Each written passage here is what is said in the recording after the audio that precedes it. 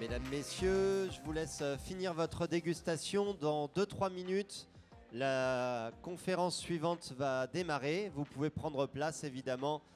Public, n'hésitez pas à nous rejoindre pour la suite de l'événement sur l'espace du Coffee Show organisé par les collectifs Café. A tout de suite, dans 2 minutes, ça commence.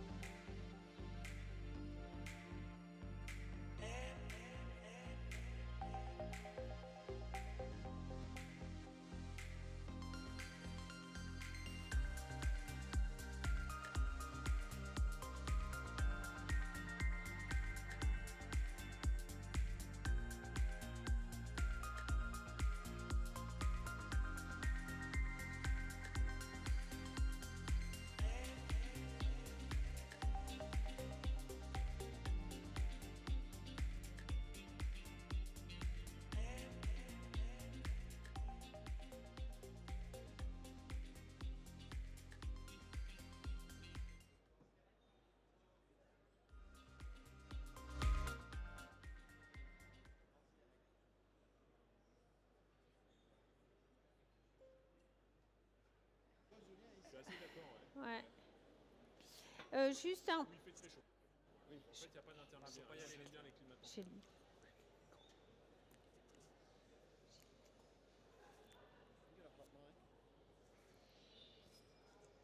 J'ai parlé, ils m'ont entendu.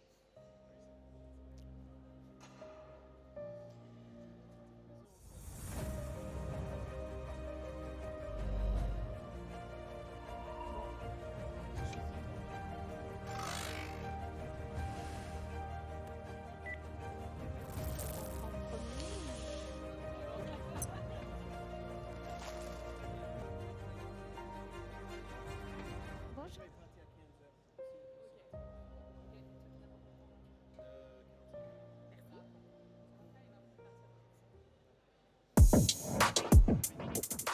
Rentrez, moi je rentre.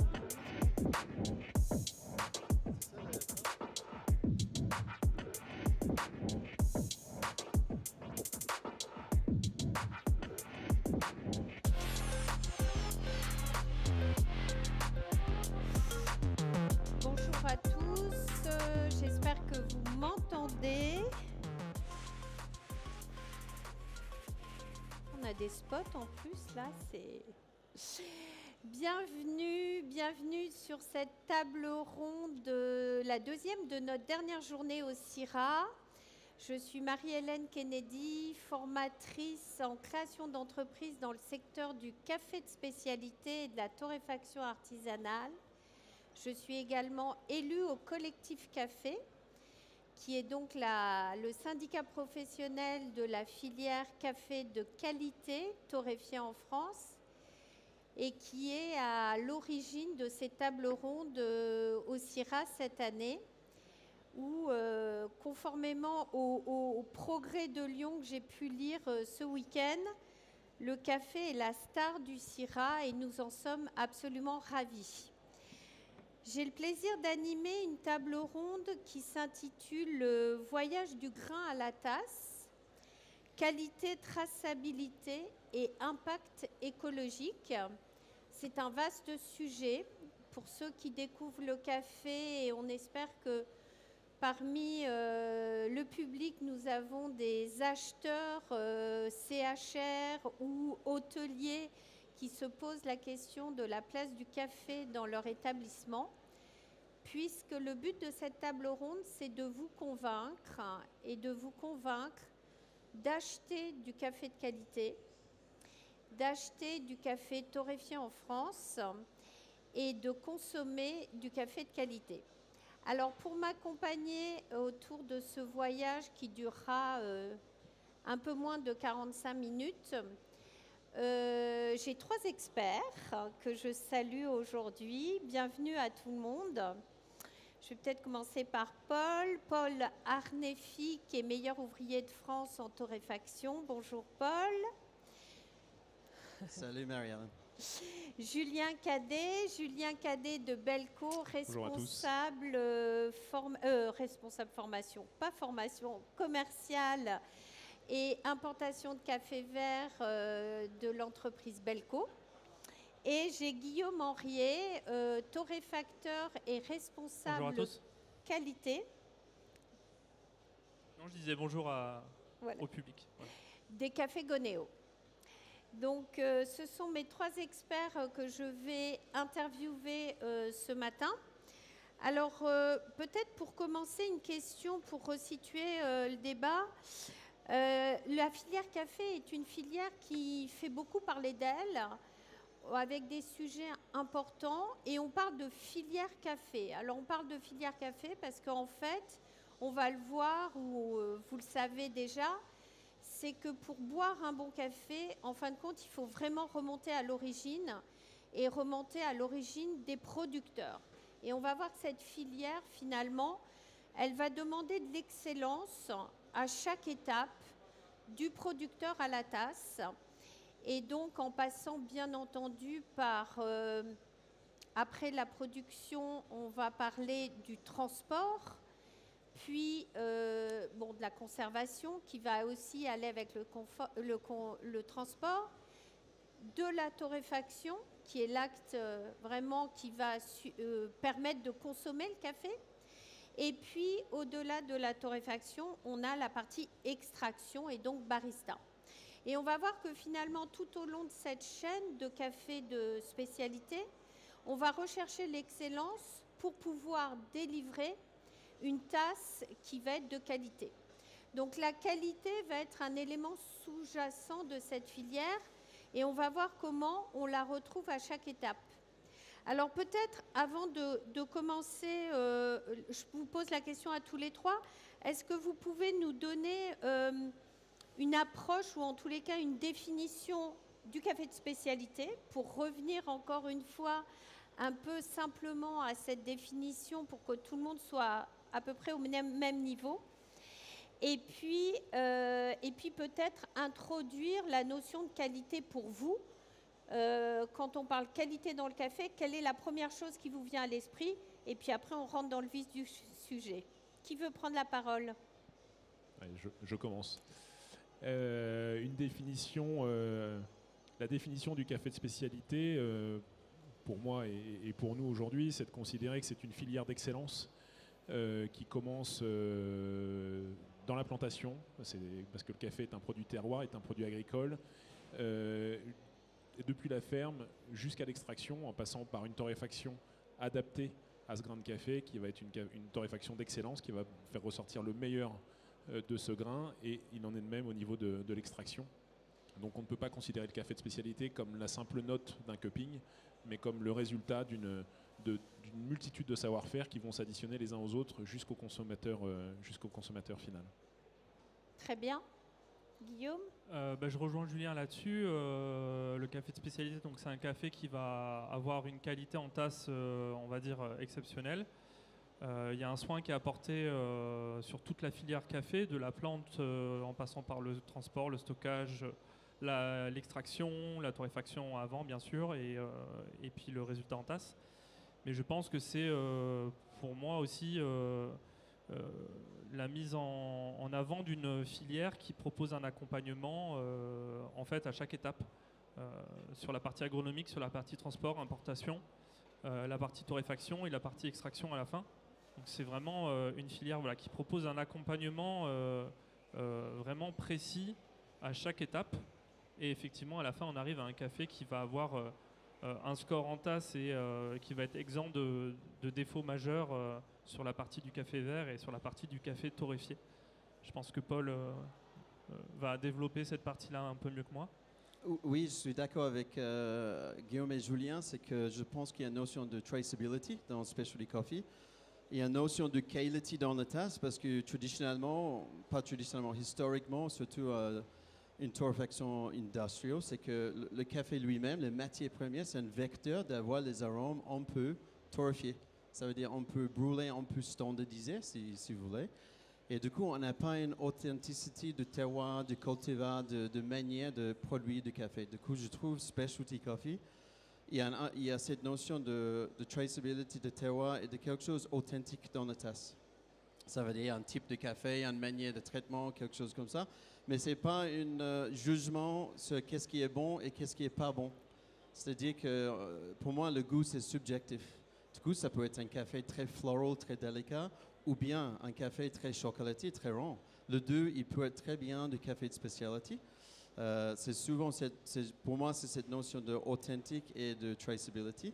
Et ça vient bien sûr jusqu'à la torréfaction parce que on peut avoir un café vert, un café creux avant torréfaction qui est quality specialty coffee. Mais si la torréfaction est mal faite, c'est plus sur le plan peut-être traceability financier, écologique, c'est peut-être toujours specialty coffee. Mais est-ce que ça va? Je pense qu'il y a une notion de goût qui est quand même important dans specialty coffee. Une expérience un peu exceptionnelle dans la tasse. Absolument. Donc on voit, c'est intéressant de rappeler pour ceux qui ne sont pas familiers avec l'univers du café, cette notion de café de spécialité qui au départ a été très simplifiée en parlant de notation sur 100 d'un café. Mais finalement, on voit que tous les trois, vous allez bien au-delà en nous rappelant que le café de spécialité et l'excellence dans la filière, on va la retrouver encore une fois de la production à l'extraction et que le rôle du torréfacteur va être bien entendu prépondérant, mais qu'avec un très bon café vert, on peut avoir une mauvaise torréfaction ou une mauvaise extraction et avoir quelque chose au final qui soit pas bon au goût, en tous les cas pas au goût de tout le monde et pas agréable à boire. Alors cette complexité finalement, on va voir qu'on va essayer de la simplifier, on va essayer de l'expliquer et surtout de la dédramatiser parce qu'en fait on est là pour faire comprendre que le café de spécialité, même si c'est un café extrêmement complexe, en tous les cas en goût, où on va rechercher des arômes et des terroirs, il faut rester aussi raison gardée et le but quand même c'est de faire découvrir le café de spécialité au plus grand nombre et au plus grand public. Mais si je peux juste dire, Mary-Ellen aussi, je trouve que café specialty, ça n'implique pas chaque fois complexité dans la tasse. On peut avoir un café de specialty qui est chocolaté, pas d'acidité, très très doux et très agréable à boire, qui est toujours specialty coffee. Du coup, je trouve que c'est pas complexe, c'est juste quelque chose qui a une authenticité par rapport à son terroir et son manière d'être produit. Pour moi, c'est plus ça, c'est pas la notion de quelque chose compliqué ou très pointeux. On peut boire des cafés de spécialité le matin qui sont très simples et très bons, mais on n'est pas là, on n'est pas en train de faire une dégustation approfondie.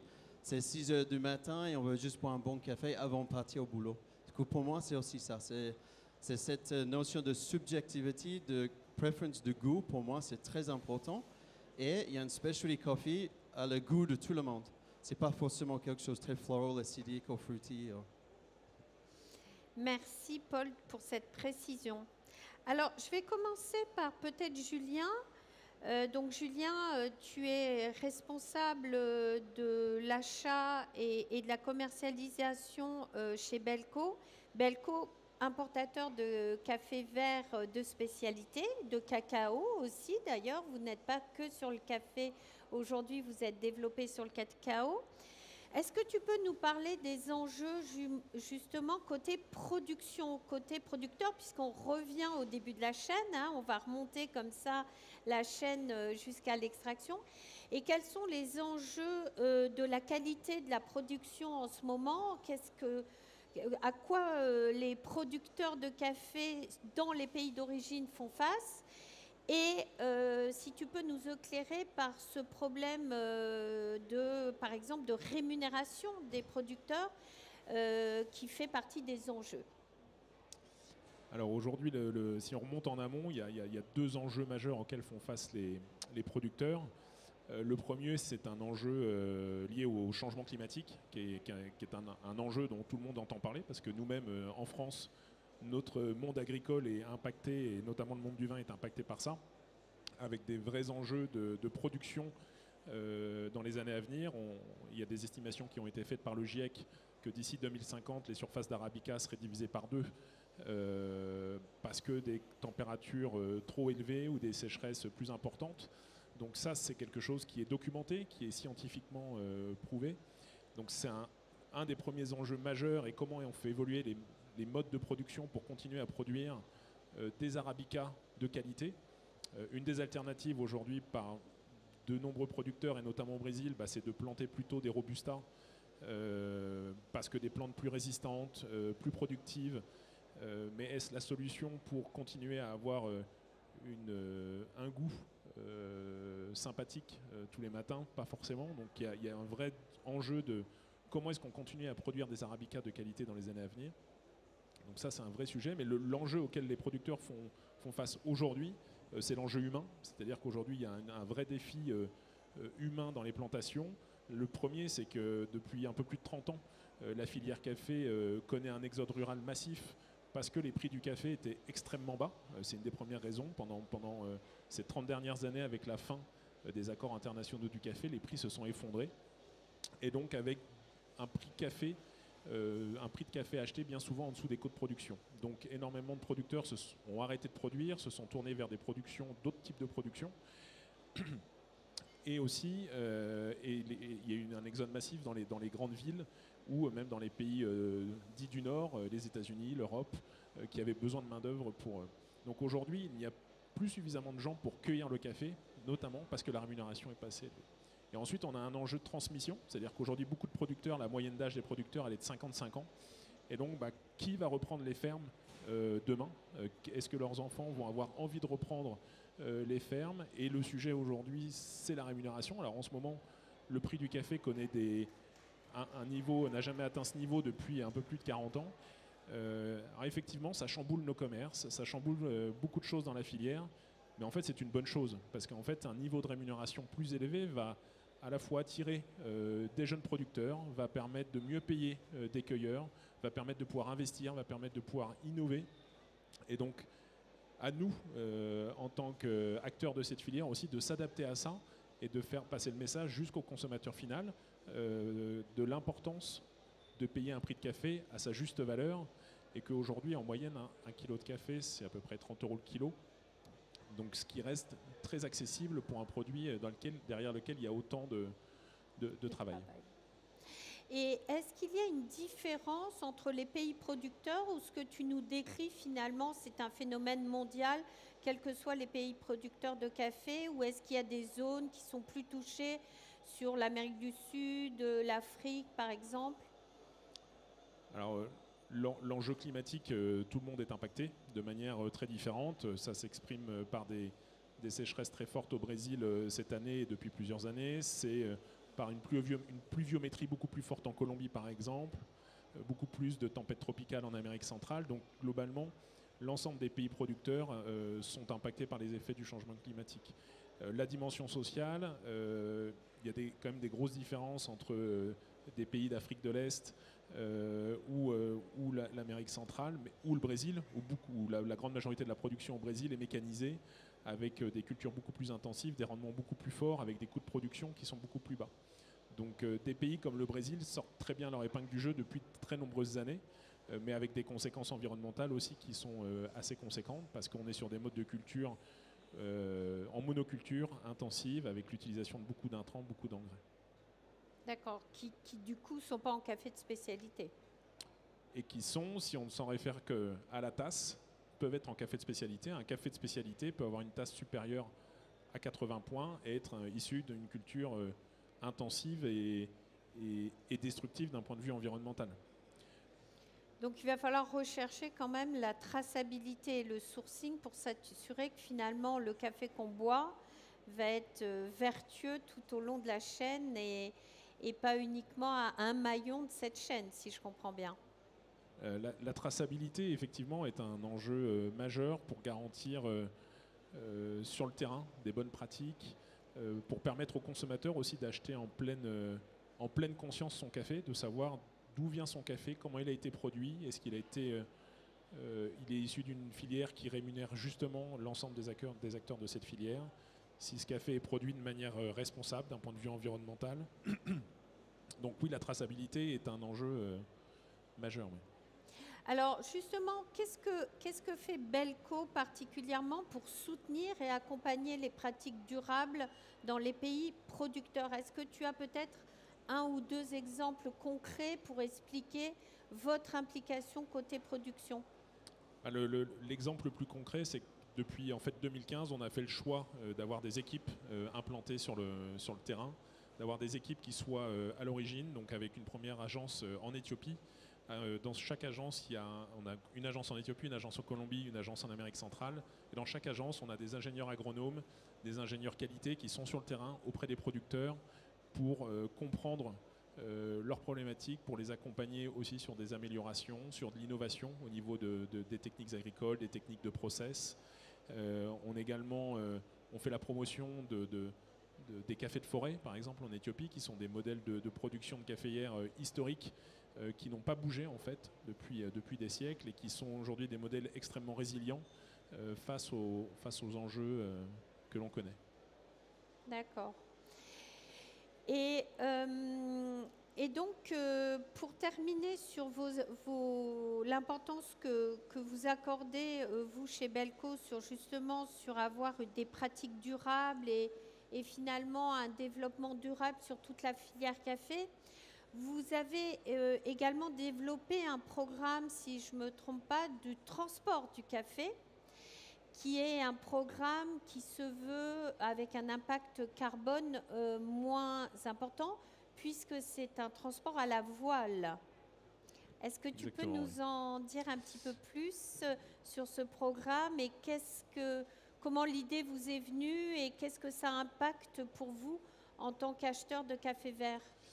Alors l'idée nous est venue il y a un peu plus de 8 ans avec une rencontre en fait avec les fondateurs de la société TOWT qui sont aujourd'hui ce sont des armateurs qui avaient le projet à l'époque de construire une flotte de bateaux de voiliers cargo pour transporter des volumes de marchandises conséquents à la voile. Comment on en est arrivé là, nous, de faire ce choix en tout cas c'est pour plusieurs raisons. Déjà nous sommes acheteurs de transport, Belco, en tant qu'importateur de transport maritime, et le transport maritime est un acteur d'émissions de CO2, et donc dans le projet de l'entreprise, on souhaite vraiment avoir une filière qui soit la plus résiliente possible et la moins émissive possible. Et le transport maritime, si aujourd'hui ça représente une part infime des émissions de CO2 dans 1 kilo de café, c'est quelque chose sur lequel on pouvait agir directement en tant qu'acheteur direct.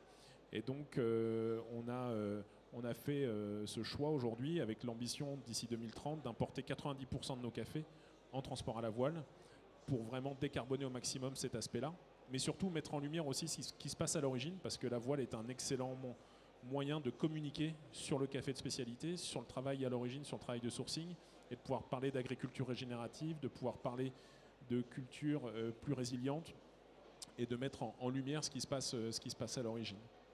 Il y a un vrai sujet de qualité aussi aujourd'hui, parce que le café de spécialité, c'est l'excellence sur l'ensemble de la chaîne. Donc aujourd'hui, on travaille avec des producteurs, avec des coopératives qui mettent beaucoup de moyens en œuvre pour sortir un très bon café de très haute qualité. On a en aval de la filière des torréfacteurs, des baristas qui ont un vrai savoir-faire et qui sont extrêmement soucieux de tous ces process pour sortir un très bon café.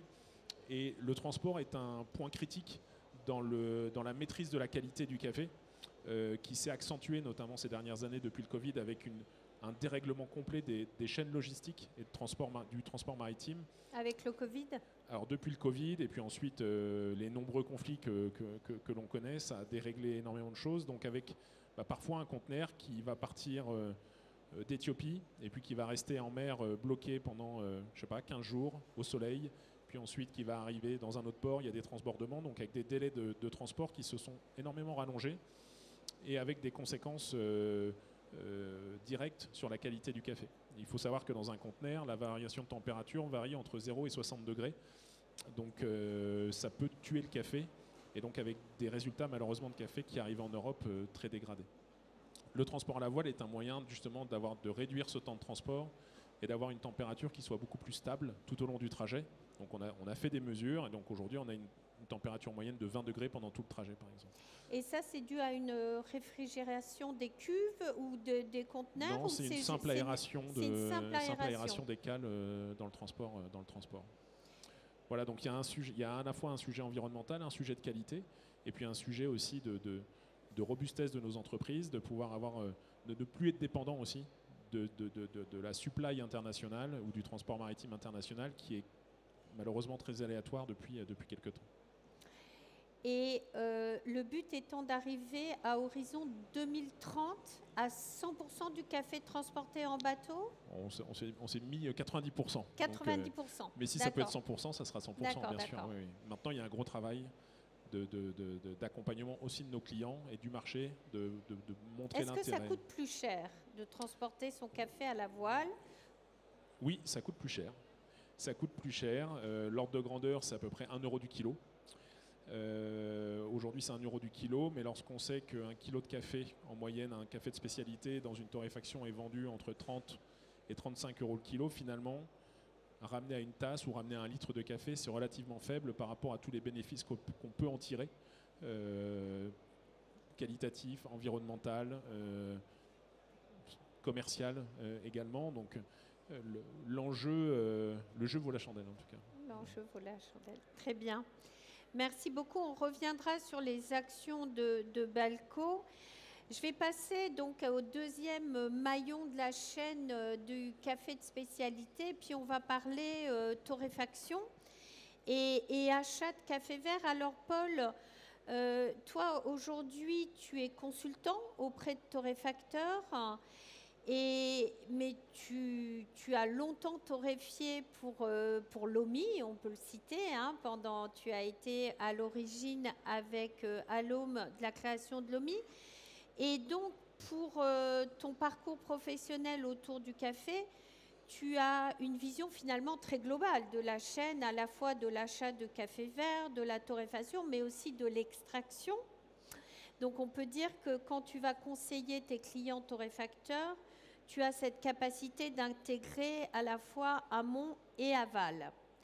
Alors, aujourd'hui, quel est l'enjeu pour un torréfacteur qui s'installe et qui va devoir créer une gamme de café torréfié? Mais pour créer sa gamme de café torréfié, il va devoir acheter son café vert.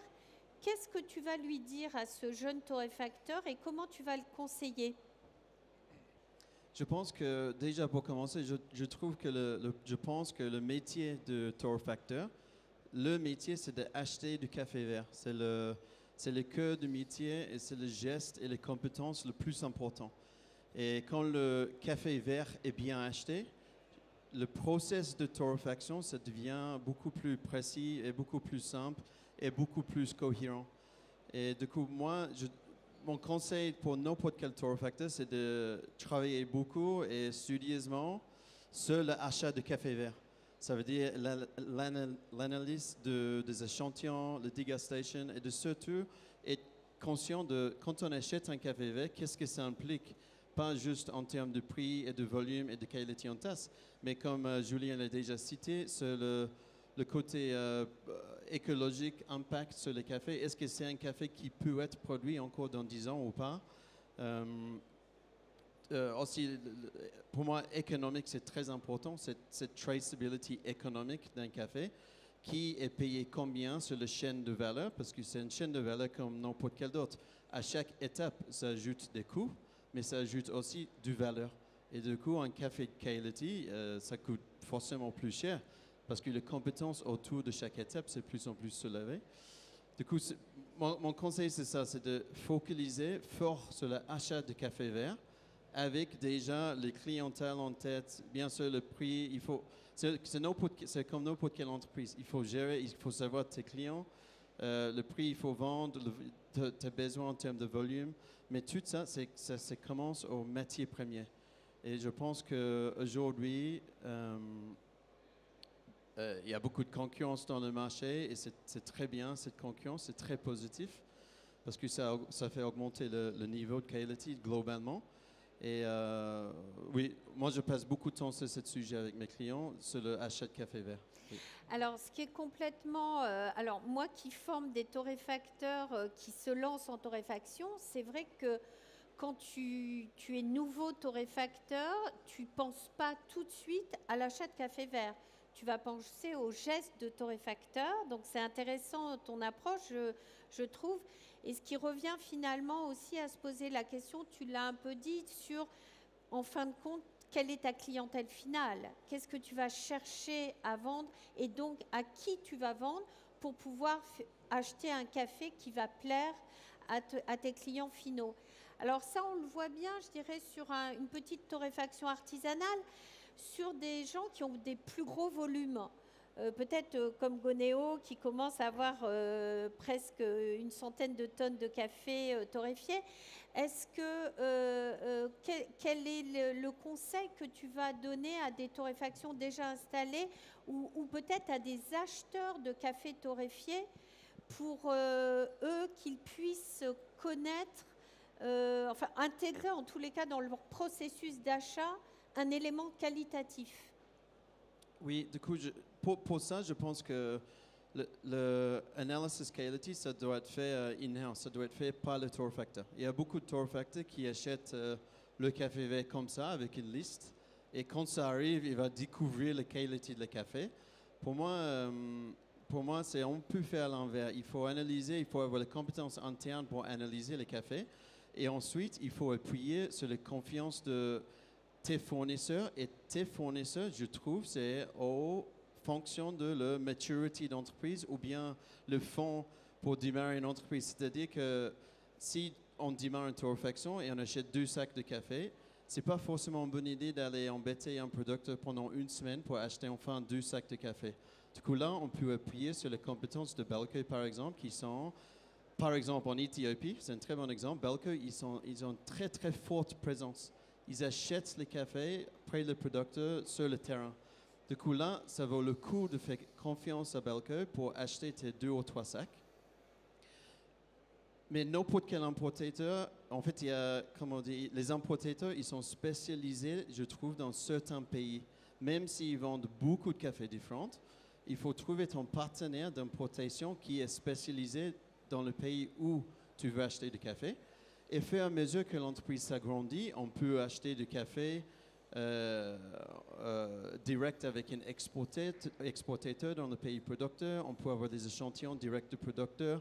Je trouve que l'achat de café vert, ça doit évoluer avec la maturity et le volume d'entreprise. Et comme n'importe quelle chaîne, encore chacun a un rôle et une valeur à ajouter. Du coup, les acteurs comme Belco, par exemple, Julien, ils ont un rôle très important à jouer dans la diffusion de café de qualité, surtout par rapport au torréfacteur qui fait moins de 50 tonnes par an. Du coup, mon conseil, c'est ça, c'est de n'importe quel volume de café, on peut acheter du café et on doit acheter du café avec une forte traceability. Et il n'y a pas une barrière par rapport au volume. D'accord. Peut-être, Guillaume, tu peux dire juste un point sur l'achat de café vert, vous, même si ce n'est pas toi qui es responsable, mais le processus d'achat de café vert chez Gonéo, pour s'assurer de la qualité, bien sûr. Oui, bien sûr. Je vais rejoindre Paul et Julien là-dessus. Je pense qu'il faut passer beaucoup de temps sur la partie café vert. Donc c'est vrai que quand on a cette approche de la torréfaction, on va vouloir réfléchir, comme tu l'as dit, à cette action de torréfier, donc de l'homme derrière la machine qui va développer en fait un profil sur un café. Mais finalement, il vaut mieux passer du temps sur la compréhension de la matière première, comment elle est achetée, comment elle est sourcée, et passer du temps sur cette recherche-là, parce qu'après, on va gagner du temps derrière.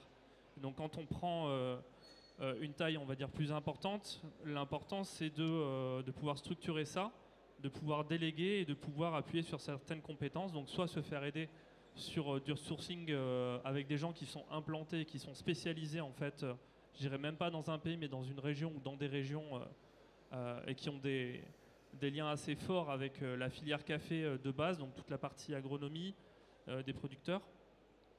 Et ensuite, on va passer du temps en fait à développer, à y réfléchir, à essayer de comprendre la matière qui arrive jusqu'à nous pour la restituer. En fait, torréfacteur est une sorte de trait d'union entre la partie en amont du sourcing café vert et le consommateur final qui va lui avoir accès à un produit qui est vraiment teinté par son terroir, par les hommes qui l'ont façonné.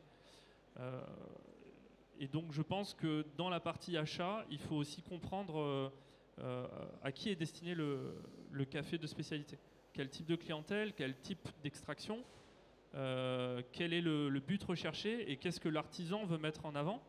Parce que je pense qu'il faut aussi avoir un angle d'attaque et pouvoir proposer à nos clients quelle est la vision artisanale, quel est l'objectif de ce sourcing, quel est l'objectif de cette torréfaction, pour quel type de client. Donc on va acheter et sélectionner des cafés qui vont être adaptés à un certain type de clientèle et avec une vision artisanale qu'on veut promouvoir. Bien évidemment, ça ne peut pas marcher si on n'a pas bossé en amont la partie café vert, comment le café est importé, comment le café est produit, qu'est-ce qui arrive jusqu'à nous. Et c'est en comprenant et en passant du temps sur cette partie-là qu'on devient, je pense, meilleur et qu'on peut structurer la qualité même si on a une expansion d'entreprise. On commence à 7 tonnes annuelles et puis on augmente, on passe à 40, après on passe à 80, 100, parce qu'en fait on a bien bossé en amont la matière première. Et ça permet aussi de pouvoir déléguer, de structurer et de se dire on va passer dans la structuration de l'entreprise toute une partie qui va consister à faire de l'échantillonnage, du profilage de torréfaction, cibler une couleur, cibler un style, mieux acheter les cafés au bon moment au niveau des récoltes et quel type de café on veut mettre en avant. Voilà, ça permet de sécuriser tout ça, quoi. Donc, dans le processus d'achat, est-ce que systématiquement, vous avez défini un processus de qualité qui va faire appel à des échantillons d'abord, de l'analyse d'échantillons, de la torréfaction d'échantillons, avant de vous dire, bon, bah, ce café, j'en achète X tonnes? Oui, tout à fait. Après, comme disait Paul, il faut aussi faire confiance aux sourceurs café, qui eux-mêmes vont avoir des outils, des éléments et des compétences qui sont plus précises que les nôtres. Mais nous, nos analyses, elles vont surtout nous permettre de pouvoir comprendre la matière première et vérifier si effectivement, par rapport à ce qu'on avait décidé en termes d'achat, c'est cohérent ou pas.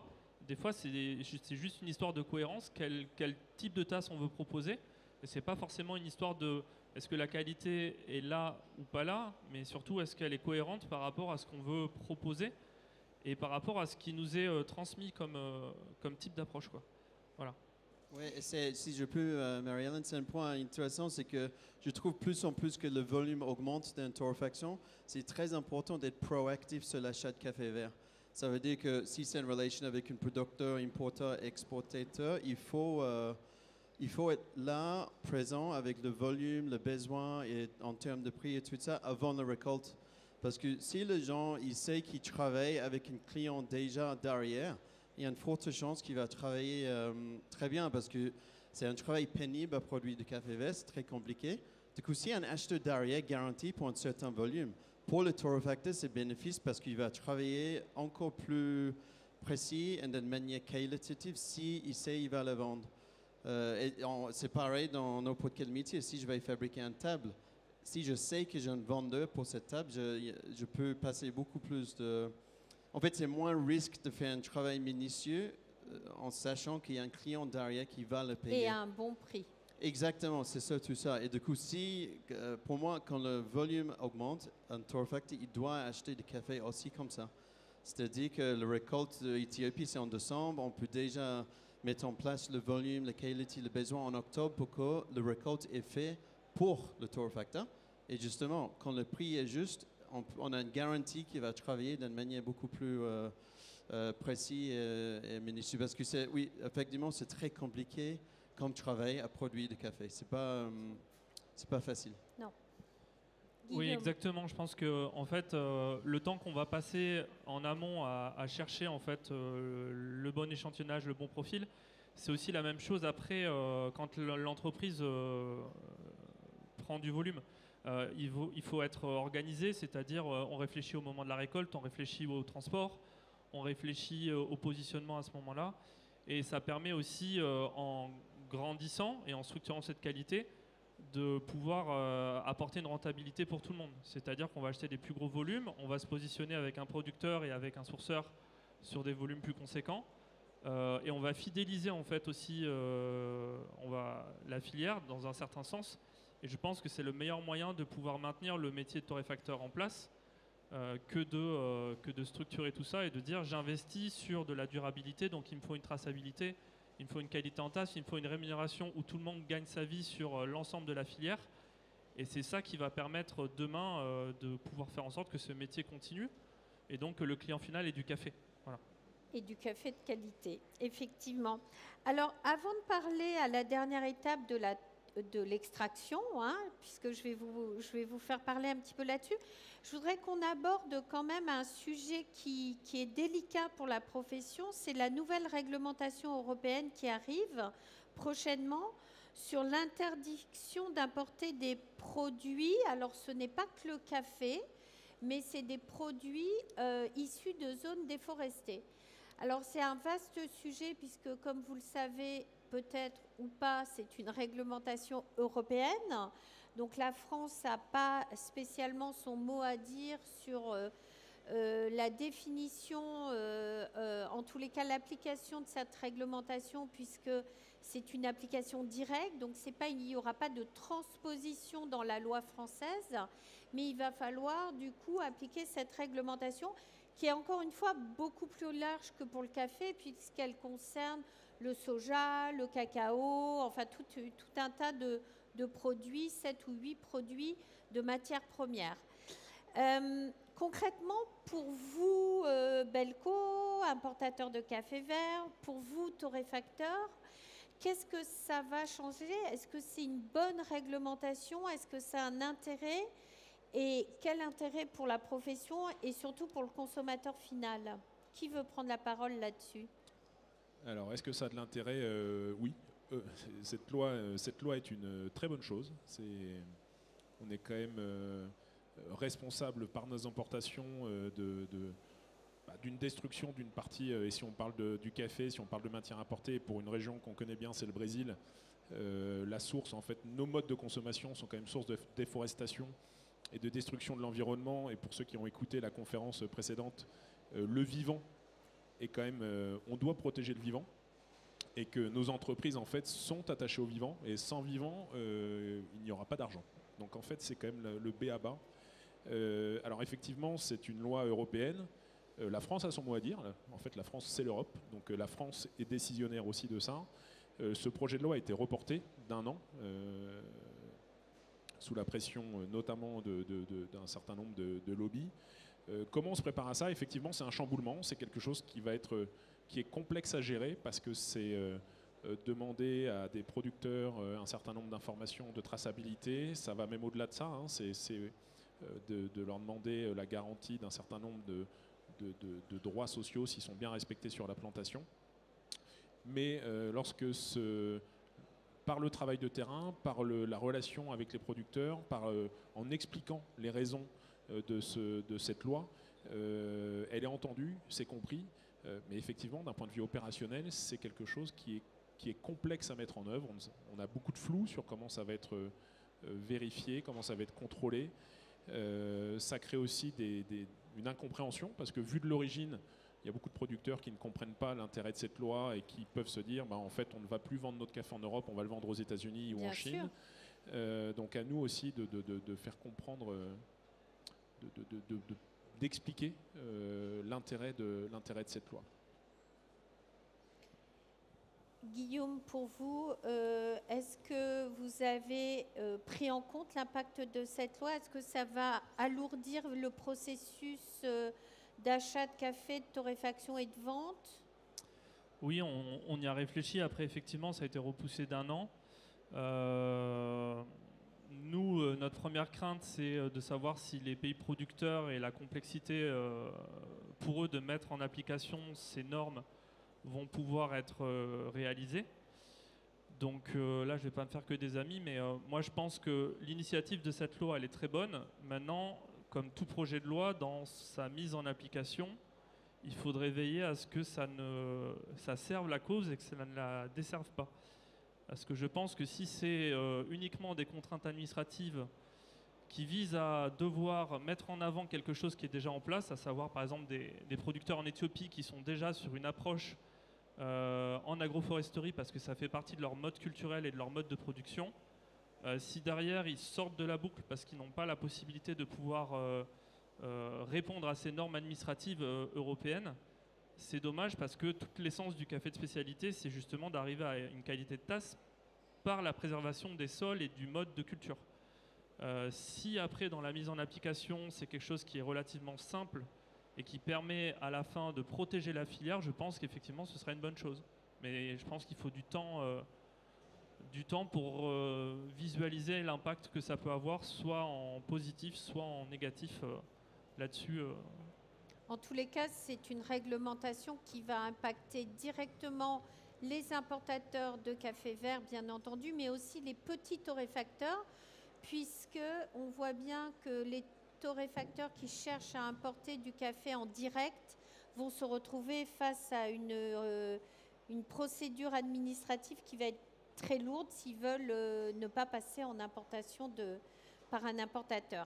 Alors pour terminer, dans quelques minutes, je voudrais parler de l'extraction, puisque finalement c'est la seule étape qu'on n'a pas abordée à cette table ronde. Et pourtant, je dirais, c'est peut-être, alors je ne peux pas dire l'essentiel, parce qu'on a bien vu que la filière café de spécialité, chaque étape est importante. Mais quelques mots sur l'extraction. Alors c'est une question à vous trois, mais peut-être Paul, comment on peut être sûr de ne pas gâcher un bon café qu'on aura bien produit, bien transporté, bien conservé, bien torréfié, et être sûr qu'on va bien l'extraire pour finalement arriver à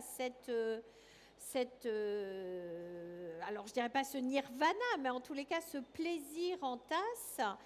Et ça pose la question quand même de comment on arrive à extraire un bon café dans un mouvement de débit important, voire de rush de service, hein, et pas juste prendre le temps d'extraire un bon café. Alors, Juste rapidement, je pense qu'il y a deux manières. Un, c'est d'avoir quelqu'un passionné et formé qui prépare le café, parce que c'est quand même un beau geste de préparer un bon café. Du coup, c'est soit quelqu'un qui a les compétences de le faire, un humain qui peut le faire.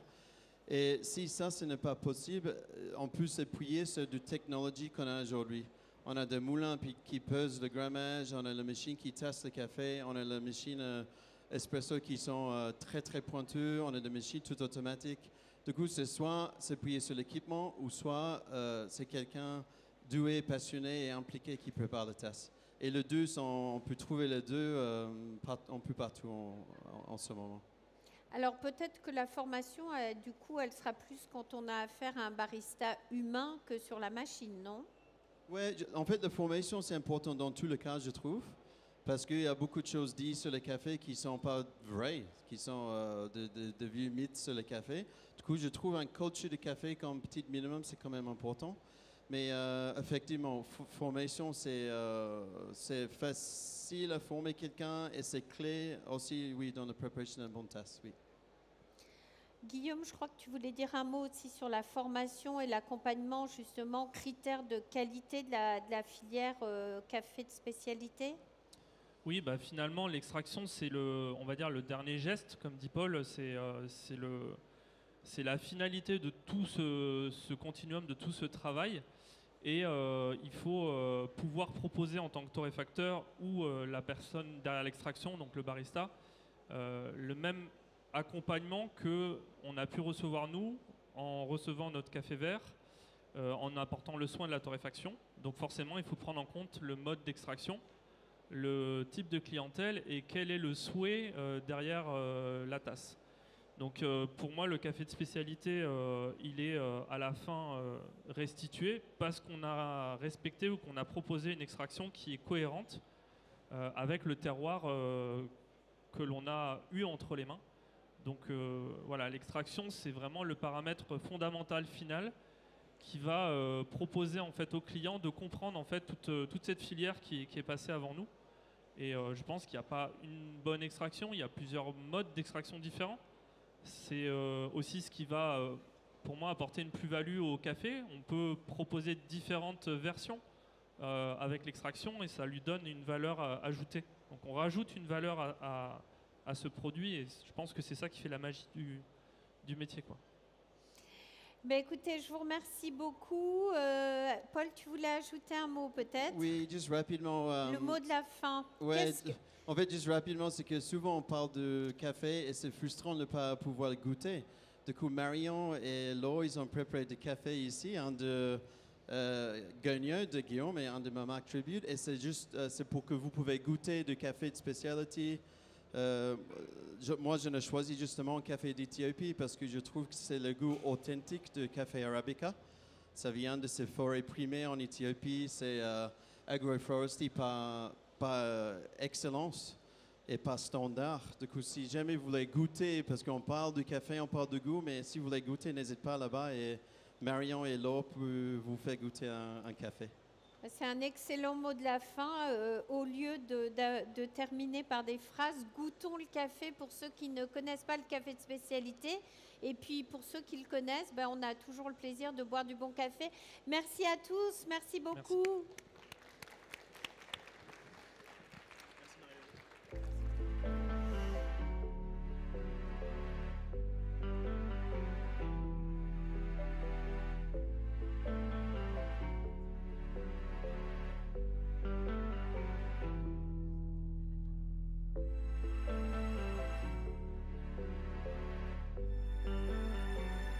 Merci. Merci Marie-Hélène, merci à tous. Eh bien écoutez, le temps de la pause déjeuner, on se retrouve à 14h sur le Syrah Coffee Show pour la suite de notre programme.